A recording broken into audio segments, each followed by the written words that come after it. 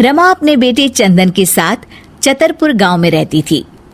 चंदन एक खूबसूरत नौजवान था। गांव की सारी लड़कियां उसे बहुत पसंद करती थी। एक दिन चंदन पर शिवानी की नजर पड़ी और उसे चंदन से पहली नजर में ही प्यार हो गया। चंदन को भी शिवानी बहुत पसंद आई। कुछ ही दिनों में उनकी शादी हो गई। शिवानी की एक सच्चाई ये भी थी कि वो एक इच्छाधारी नागिन थी। रमा को चंदन की ये बात पसंद नहीं आई कि उसने अपनी मर्जी से शादी की, इसलिए रमा शिवानी को पसंद नहीं करती थी। बहू, मैं सत्संग में जा रही हूँ, तो घर का सारा काम संभाल लेगी ना? जी सासू माँ, आप चिंता मत कीजिए, आप आराम से सत्संग में जाइए, मैं घर का सारा काम कर लूंगी। तो ठीक है, सारे काम निपटा लेना। बर्तन धो देना, कपड़े भी पड़े हैं वो भी सुखा देना, और घर में फिनाइल वाले पोछे से सफाई भी कर देना।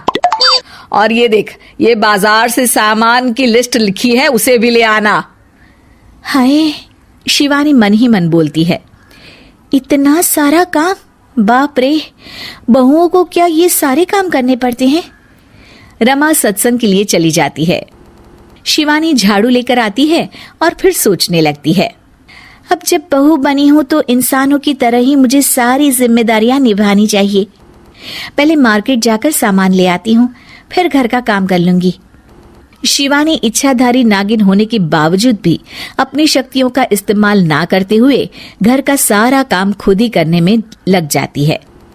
थोड़ी देर बाद उसे बहुत थकान महसूस होती है। उफ़ो, एक बहू को इतना सारा काम करना पड़ता है। इसका पता होता तो कभी शादी ही नहीं करती। बाप रे। घर के काम करते करते उसकी कब आंख लग जाती है उसे पता ही नहीं चलता। शाम को जब उसकी सास के आने का वक्त हो जाता है, दरवाजे की घंटी बजती है और शिवानी की नींद टूट जाती है। ओह, मम्मी जी तो आ भी गई और अभी तो आधा काम पड़ा हुआ है। मैं सासू माँ को क्या मुंह दिखाऊंगी। ओफो, क्या करूं? एक काम करती हूँ, अपनी शक्तियों का इस्तेमाल कर ही लेती हूँ। शिवानी घर का सारा काम अपनी जादुई शक्तियों से खत्म कर लेती है और फिर दरवाजा खोलती है। अरे बहू, तुझे इतना वक्त क्यों लगा दरवाजा खोलने में? माफ कीजिएगा सासू माँ, मैं सो गई थी। ओह, तो तू सो रही थी, फिर जो काम मैंने तुझे दिए थे वो तो हुए नहीं होंगे। सब कहने की बातें होती है। रमा घर में आती है और देखती है कि सारे काम हो चुके हैं। वो एकदम चौंक जाती है। अरे, इसने तो सारे काम कर दिए, वो भी इतने अच्छे से। ये इंसान के भेष में कोई चुड़ैल तो नहीं है? अब क्या हुआ सासू माँ, आप क्या सोचने लग गई? कुछ नहीं। चलिए खाना खा लेते हैं। अगले दिन शिवानी रसोई में काम कर रही होती है, तभी वहां उसकी सास आ जाती है। बहू, आज ना मेरी कुछ सहेलियां आने वाली है, तुम कुछ अच्छा सा बना देना उनके लिए खाने में। अब जी मम्मी जी। रमा के जाने के बाद शिवानी अपनी जादुई शक्ति से सारा काम कर देती है।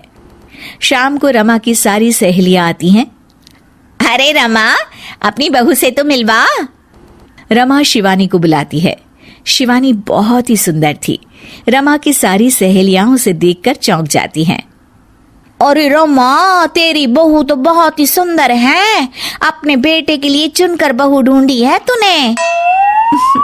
ये लीजिए, आप ये कचौड़ी खाइए। रमा की सभी सहेलियां खाना खाती हैं और उन्हें खाना बहुत पसंद आता है। अरे वाह भाई वाह, रमा मान गए तुम्हारी बहू को, कितना अच्छा खाना बना लेती है।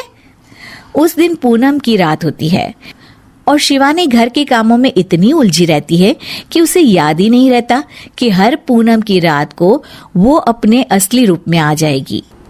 वो रसोई में काम कर रही होती है, तभी उसका असली रूप सामने आने लगता है। शिवानी ये देखकर घबरा जाती है। हे भगवान, मैं तो भूल ही गई थी कि आज पूनम की रात है। बाहर तो सासू माँ और उनकी सहेलियां आई हुई हैं। अब मैं क्या करूं? क्या शिवानी का राज सबके सामने खुल जाएगा? जानने के लिए देखिए इच्छाधारी बहू पार्ट 2।